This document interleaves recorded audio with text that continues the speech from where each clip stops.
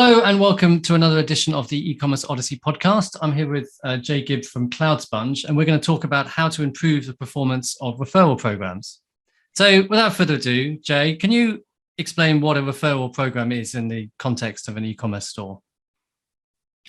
Yeah, sure. Most of them are, some situation where you've got a user who loves you and loves your product, and you're offering them some kind of reward for spreading the word. You give them a code through one of the referral program platforms out there that there are dozens of, and they share the code. And when somebody buys something with the code, usually like the good ones will have a double-sided referral reward. So the person who's actually using their friend's code is being offered maybe a discount or something for free, right? Like some kind of encouragement to use the code.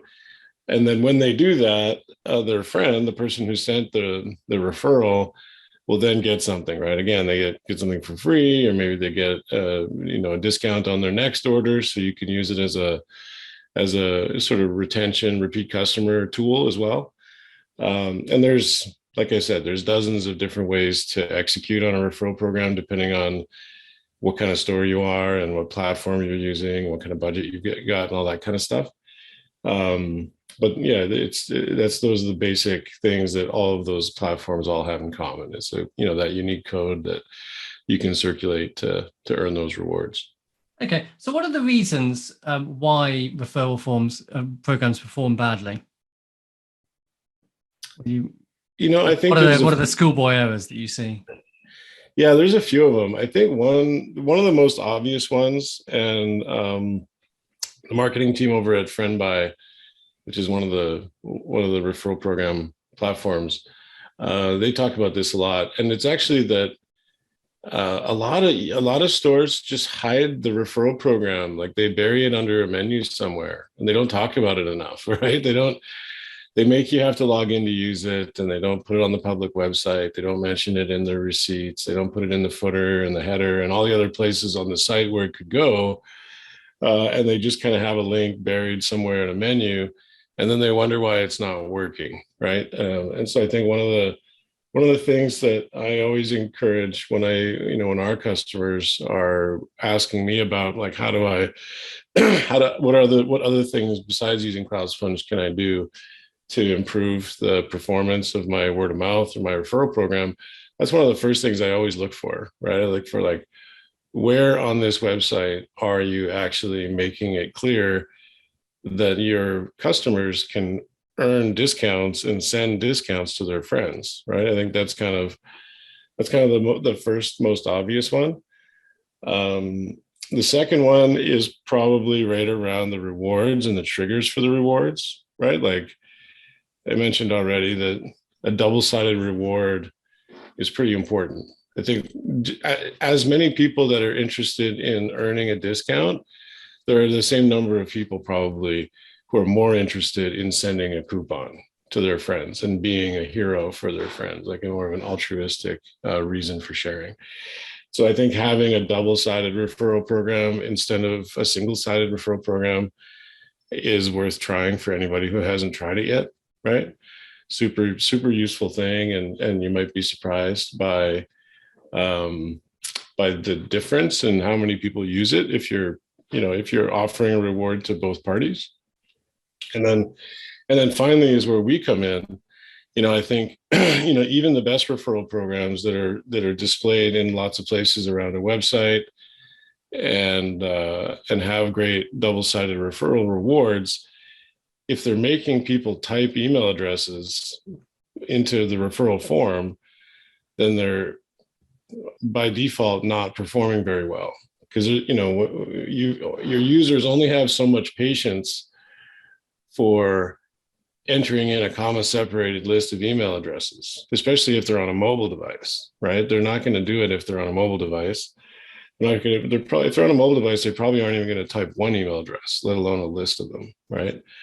On their desktop, if you just give them a form field where you're asking them to input their friends' email addresses for a referral program, they might have one memorized. They might have the patience to type one in, But if you're trying to get them to do 10 or 20 or 50, like they're going to have to go back and forth between your website and their address book and copy and paste and sort of assemble a comma separated list of email addresses. In that process, you're going to lose most of them, right? You're basically distracting them.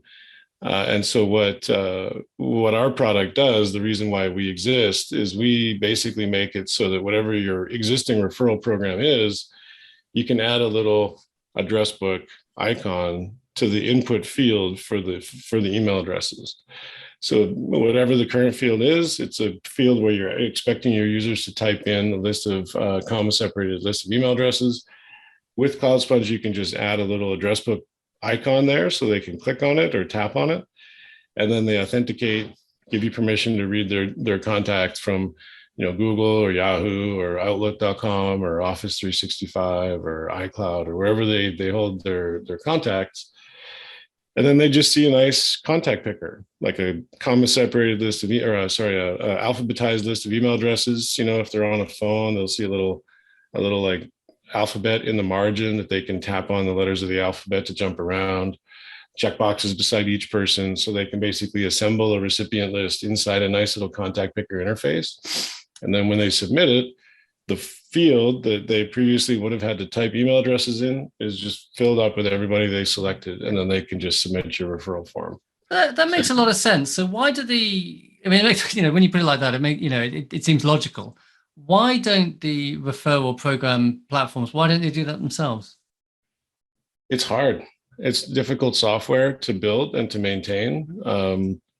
And there's, I think you've probably seen it. Anybody listening has probably seen the authentication window with Google, Yahoo, Microsoft, right? Where you're giving this website permission to read your contacts. It's a lot of extra effort to guide your customer. In other words, if you're a referral program platform and your customer is an e-commerce store owner, right? Mm-hmm. To guide those e-commerce store owners through the process of applying for the API credentials from Google, especially, but also Microsoft, Yahoo, and and the other ones, and AOL. And so they don't do that because that's operationally a lot of work. It's hard to do. You got to make a video. You got to do all this stuff to get permission to have your logo on that screen, right? You're not going to see a CloudSponge logo on that screen.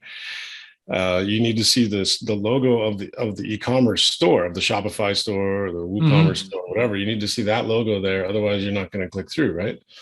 And so I think a lot of these referral program platforms, not only do they not want to develop the API, all the API integrations and build their own contact picker and do all that kind of stuff, but they also don't know how, or they don't have the interest in actually helping their customers go and get those credentials from all those places and bring it over so that it can be displayed in the interface, right? And that's what we're optimized for. That's what our whole company does. And so what those guys do, at least the good ones, in my opinion, they partner with us. So there's lots of platforms out there that exist that have the address book icon, and all of them use a partnership with CloudSponge to deliver that. Okay, so what kind of additional performance have you found that using your system gives? Usually about double, sometimes triple. And what I mean by that is, if you've got an existing referral program, whatever number of actual referrals are getting sent every month, like let's say you sends 100 referrals every month, by adding that button, you'll probably make it 200 or 300. Right. Okay.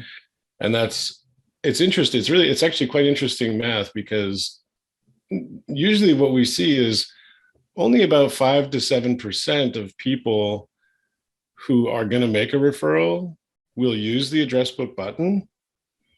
Like 5%, like 1 out of 20, right? Like not everybody uses it. Some people just have one friend they want, or some people don't trust it. They don't want to do it. They don't want to share their address book, right? It's totally normal. But the 1 out of 20 or the 5% of people that do use their address book will together combined, they'll double the total number of referrals because it's so much easier, right? Mm-hmm. We've seen that time and time again, where our customers will have an existing referral program before they onboard with us. They'll go through the onboarding and get it on there, and then immediately see a double or a triple improvement to the number of referrals that are being sent. Okay. So I've got a question for you, just slightly off topic, but still on email. Why is it that as an e-commerce store owner myself, I see a lot of the time that, people type the wrong emails in when they're going through checkout, etc. Why does someone like Shopify not do kind of log in with Google or log in with, Amazon or whatever, instead of, because that would mean that the email would people wouldn't enter the wrong emails. Why do they do that? Or is it because it cloaks the email address?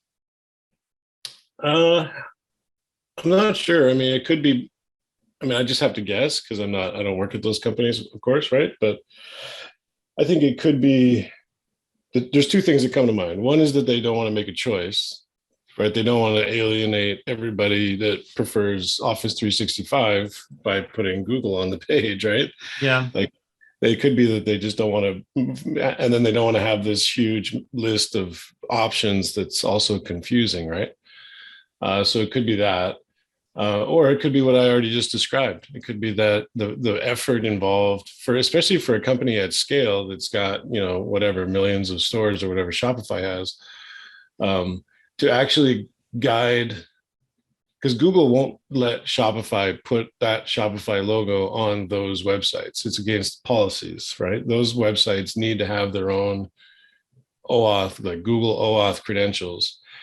And so it's very possible that the effort involved by the Shopify customer success team or customer support team to get every single one of their stores through that application process with Google is just way too much effort, right? It could be it's just not worth it. Yeah. So do you think, do you see, obviously as someone who works with a lot of emails, do you think email, is still, it feels a bit old fashioned, but it's still, it's email still really important? Yeah, it's the the most important open network that humanity has created so far. I don't think it's going anywhere, right? Right. Okay. I mean, everybody's got. What do you see the kind of? I mean, obviously, I use it, but I'm a pushing 50-year-old man. I use email all the time. Do you think that the millennials and the Gen Zs, are they going to continue using email in the same way that people like me use email, or is it going to move on to? Is it all going to move onto WhatsApp or something similar? I think I think we're starting, and this is all just opinion, of course. I don't study this stuff professionally or anything, but what I see is that the communication channels are fracturing based on use case, right? I think that when people communicate with businesses, they're mostly using email for that. When they're communicating with their friends, they're using messaging platforms for that, right? And I don't think email is going anywhere. I mean, I think it's a super rich media format, and it's super mature, and it's way stronger when it comes to like spam identification and sort of longevity. Like, emails stay in your inbox forever, right? Whereas text messages and things like that are somewhat ephemeral, right? Yeah. And so I think they're both messaging, like whether you're referring to text messaging or sort of closed platform messaging, like WhatsApp and Signal and Telegram and stuff like that. Those have their place, and email has its place. I don't think they're necessarily at odds with each other. I think they can all coexist, and they've all got their sort of use cases that they make sense for. Okay. What are the GDPR implications? GDPR being you probably know better than me, the rules governing the use of the privacy of emails in the EU. When if someone giving a third party someone else's email, how does that work? Yeah, so there's controversy there, right? There's definitely a debate with regard to how GDPR should impact a company's referral strategy. On the extreme conservative end of the spectrum, there are people just that think that GDPR completely obliterated any possibility of having a referral program in Europe or with European customers, right? And that's like a super conservative angle to it, where they just believe that under no circumstances should you ever allow a person to type in their friend's email address into your website, period. Mm-hmm. On the other end of the spectrum is the people that don't care, right? I'm personally somewhere in the middle, like, and what I see our customers, our European customers or customers that have European audiences doing is they basically just, they're behaving like a email provider in these situations. So let me explain what I mean. If you're making if the email address that you're being given by a person that's not their own, so they're not the data subject. The data subject is the person who controls the email address. So let's say I give your email address to an e-commerce store because I want to send you a referral. E-commerce store software should do what I'm asking it to do. I'm asking you to send my friend Trevor an email with my referral code in it. Yeah. Right. And that's all. The place where people get confused, I think, or where they cross the line is they remind Trevor about this email, right? In other words, in order to send a reminder, what that implies is that you've got some sort of profile for Trevor in your database and you're sending reminders and you've kind of recorded this other person's email address in your system, which you shouldn't do. Like, that's against GDPR. And it's frankly against just like the golden rule, right? You just shouldn't do it. Do what I asked you to do. Take Trevor's email address and send him the email that I asked you to send him, like a transactional email, and then obliterate all memory of Trevor. Don't make him a ghost profile. Would everyone ever want to forget me? No, Nobody, I don't like the idea. So with your system, right? So, imagine I've got a referral scheme. If I go in and I log in using my email address, would that be as if the email is coming from me because I've logged in, authenticated my Google account, or would it be effectively coming from my email address, or would it be coming from the email from the e-com store? Both, either, whichever one you want, right? We can do whatever. We don't send the emails ourselves. We're just the address book interface. And so after remember the use case that I described where somebody selects their contacts from the contact picker and then they submit it. After they submit it, we have a plethora of options, all kinds of options, right? Anything you want. You can have that go directly into a form field on your website. You can have that launch a mail to link, or like launch like an email client so that your customer sends the email themselves.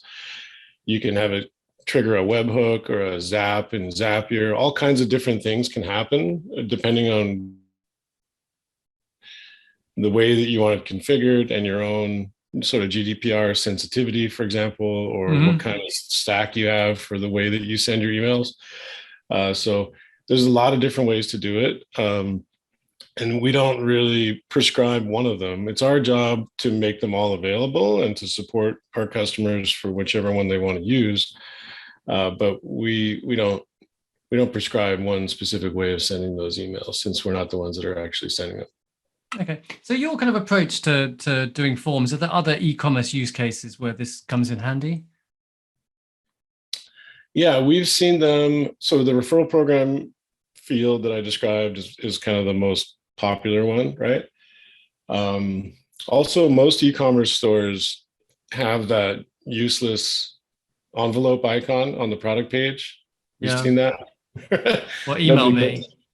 Yeah, it's like, you see you've got a whole bunch of products and every single product page has the little like panel for like tweet this and Facebook. Which I'm not sure anyone uses, but yeah. Nobody uses it, right? So one of the places that we can help is basically making it so that envelope icon performs better. So when somebody clicks, rather than just like kicking them out to a mail to link, we can make it launch the contact picker and give them a better experience before the mail to link. So we've got some integration techniques for that. Another one is the wish lists. So a lot of times e-commerce stores will have a way for one of their customers to sort of assemble a shopping cart, like a wish list shopping cart of things they want, and then share the wish list with their friends and family so that, they can get what they want for Christmas or whatever. So that sharing interface often will have the contact picker, which is very similar to a gift registry. The difference between a wish list and a gift registry, in my mind, is that a gift registry usually has a lot more recipients. Like a wish list, you might just send to your mom or your wife or whatever. But a gift registry, like you're going to want to assemble a list of, 100 people for your party or for your wedding or whatever, right? And so in those cases, an address book becomes exponentially more useful, right? So there's those 4 places. I guess the last one is probably the same thing as a referral program, but a one-sided referral program, which would be like a coupon, right? Where we'll see a lot of, like in particular, WooCommerce store owners